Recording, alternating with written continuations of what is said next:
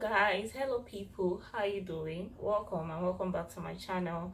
Thank you so much for stopping by today. My name is Amarachi and today we'll just be gisting. Let's gist. So I'm just here to gist you guys about something I saw online. Not something, two things actually. They were funny.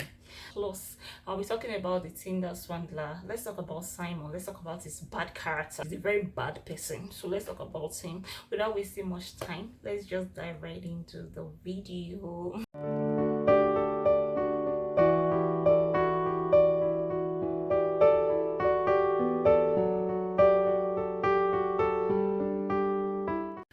So yeah, the very first one I want to talk about is the tenant that came out and said, my people should come and see you. People should come and judge this matter with me. My landlord died and the children gave me lists. I don't understand. Like I saw that thing and that was just so funny. I'm like, what's going on here? Like, I don't understand what's going on actually. So apparently the landlord died, and you know how a parent dies and they share money among the children or relative or what have you, and okay, you do this, you do that, or we're going to contribute this amount of money just to give the person a befitting burial, right? They were sharing and they shared to tenants too, and I'm like, what's going on here? I don't understand. I'm not understanding what's up, what's going on. It was just very, very funny, to be honest. So this guy came out, so showed us the list and was like, people should come and help me to judge this world. What's going on here? And I'm like, what's happening? I'm making your papa. Why you go give me list? I don't understand.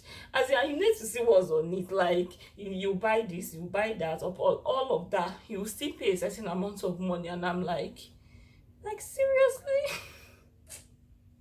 It was just so funny, unimaginable. Like, I've never in my life ever thought I would see such a thing happen. Like, never ever. Not be making your papa. I don't know the one where you okay is okay if, oh, my landlord died, oh, let me support you guys with this small thing. Not that you put what rights, what effrontery to now printed something and you gave to me that I must do it. Is it a crime now that I rented your father's apartment? I don't understand. I don't understand because it's funny to me. So guys, what do you think about that? If you saw that story, please comment down below what you think, because I saw it and I just couldn't help but laugh. Secondly, so I saw this one, passengers, they snapped and they posted that instead of using a fuel tank, bus driver was using gallon. This gallon they use in fetching water, that's what the driver used as fuel tank. And I'm like, and you guys had the mind to still be in that bus. Like, you even had mind to snap. You were there comfortably. You guys sat and saw it as a normal thing. I don't understand. Everybody in this Nigeria, we are all rooming. I don't understand what's going on anymore. Like, comfortably. Let's not even talk about these bus drivers, what they do, especially in this Lagos, in the streets of Lagos. We see things a lot. So, but that one just came as a surprise. More so, it endangers people's life. Anything can just happen and, go wrong. And, I do. In short, I'm tired. But, as much as it looked funny, it's not funny, because people's life, we need to cherish our life. And when we see something that is wrong, we need to be able to correct and say, see, correct that driver immediately. Because the fact that we are all now laughing about it, it looks so funny, but it's not funny, because people's life, very, very important. You see, this life, get duplicates. So yeah, all right, so yeah, that's it. If there's anyone like unimaginable things that you saw, and you just feel like to share, please comment down below and let's just keep the conversation going. Okay, that's settled. Let's talk about that Simon. You're a very bad boy. You're a very, very bad boy. Like, I don't, oh my goodness. So I saw that documentary and I'm like, so someone can be this heartless. Someone can actually be this heartless. And to think that he collects this money and does nothing meaningful with it. Like, he just ends up squandering it on other people, renting cars, buying designer clothes. Like, someone's money. No, Man, what are you even talking about? No, let me rephrase. Not someone's money now. Someone's borrowed money. Money that someone borrowed. You had the heart. Is that not heartlessness? If there's anything like that, uh, oh, me no. Simon, you are mean. You are mean. Ah, so I don't understand why people came out and then they started blaming the women. You know, some people were calling them greedy, how they did it out of greed, or because the guy is rich, da da da da da. But I don't really see it that way. I don't think it's greed that actually made them do it. It's not a crime to go online, find someone you like, you know. More so the first lady, which is Cecilia, she actually said it got to a point where she fell in love with him to the extent that even almost introduced him to her family. And you should be able to get to a point where you feel comfortable with someone, and I felt she got to that point. She felt comfortable with him, and to the extent of even wanting to introduce him to her parents. Yeah, I think she didn't try is the fact that someone that is rich will now come out and tell you that, okay, my enemies are after me. Okay, let's even say, okay, no problem, your enemies are, yeah, they're after you, Abi, no wahala, how much do you need? And then I give you. Tomorrow again you come, next tomorrow again you come, the day after you come. I feel for you to be that rich, and you should be able to control money. You should be able to have influential people that works in all aspects, in all sector. You should be able to have account manager that manages your account, that knows you. Abi, okay, let's use 50 Shades of Grey. That's 50 Shades Free. Let's use that as an example. When that crazy guy, kidnapped Grey's sister, and then they called the Grey's wife, and then they told her that she needs to bring a certain amount of money, before they can release Grey's sister, that she shouldn't tell Grey about it, blah blah blah. Let's rewind and move to the part where she got to the bank and she said she needed that amount of money. What did they do? They just put a call through to him. Your wife is here, oh Grey, she says she needs this amount of money, should we go ahead and give it to her? Grey said, go ahead and give to her. They didn't say he should sign or do anything. Now they just brought out the money and gave to her. So I feel for him to be that rich, he should be able to have that connection. You should be able to without any security details. Oh, my security details, they say, oh, I should do this, blah blah blah blah blah blah.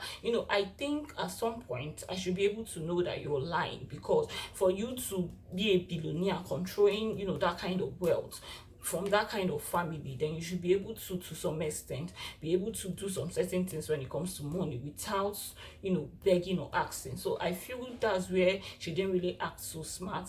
She just kept on giving and giving and giving, even when the one they gave to her, like the money that he forwarded to her when the thing bound, like the thing didn't go through, at least that part, although that was where she actually started suspecting and all of that. But then I just feel she shouldn't have really given him that much, and everything. But then I feel so sorry for her. It's a true life story. After watching the documentary, I actually went on Instagram, I checked out all these ladies. They are real, like it happened to them. Even she was like, oh, that she's still paying her debt, although she started a GoFundMe. So I'm just hoping that she finds peace, because there are some people that this thing will happen to. They will die. So that brings me to my next point. I don't understand why that Simon of a person is still working freely. Why is he working freely, for goodness sake? Because these white people, I don't understand how their law works. Because that thing he did is enough to kill somebody. Someone, another person, there is Sunday. It's possible. See, someone in that room can die out of that attack. 200. Do you understand the amount of money we are talking about here? 250,000 what? Dollars. As in, if you convert that to Naira, do you know how much that is? In short, let's not even go there. Let's not go there. In Igbo land, there's something they call like there's something we can take. Okay, let's leave it at that thousands. It sounds a bit, but man, Simon, you are wicked. You're a bad boy. You're a very, very bad boy. And see, in short, let me not even go. Let me just leave you. But you know what? This thing you did to those ladies is not fair. You did not do it well. And you're working freely. I even heard that you're in a relationship with someone now, and you're doing one business like that, and you're living well. But try. An American, you guys, I don't understand how how your law works, so but una for deal with that Simon. Simon would have been severely dealt with, locked up for years, so that he would learn his lessons. Not one, not two, but three people. But anyway, the last lady, I really love the fact that she was able to find out what happened, and then she tricked him into collecting all these designers, and started selling just to get back her money. Yes, even though after selling she won't really get up to the amount she gives to him, but at least she didn't really lose entirely. Yeah, so it's the first and the second lady that actually lost a lot, and I really feel for them, and I hope that they find peace, they're able to pay back all their debt and start to live their lives. Because, and another thing, there's something I also love about the documentary, when they asked Cecilia, that's the first lady, do you think you can never go back to Tinder to look for love again? And she was like, girl, I went back there the next day. And I'm like, yeah, that's it, that's the spirit. She didn't allow it to really weigh her down, even though I know that sometimes she'll feel like crying, or she'll feel like doing some crazy things, but then she still believes that she can find someone right over there on Tinder. Simon, you didn't do the right thing. You did not try. You did not try. Just continue doing what you're doing. Hand go touch you. Simon, hand go touch you. So yeah, that's what I think. That's my 2 cents about it. That's what I think about the documentary. I don't understand why people were blaming the ladies. They did nothing wrong. It's not a crime to go online to find love, and I really hope they find love eventually and live happily ever after. So what do you think about it? Just leave a comment down below. Let's keep the conversation going. What do you think? Who do you blame? Do you think Simon is to be blamed? Do you think the ladies were at fault? Just drop a comment down below. I would really love to read all of them. Thank you so much, guys, for watching. Thank you. And hey, if you haven't seen that documentary, please do well to check it out. It's an interesting one, and you would really learn a lot from it. You would learn a whole lot from that documentary. So do well to check it out, and when you do, come back and drop a comment about what you think and all of that. So please do well to subscribe, like, comment, share, and yeah, thank you so much for watching. Until I see you guys again in my next video, do have an amazing week ahead. Bye.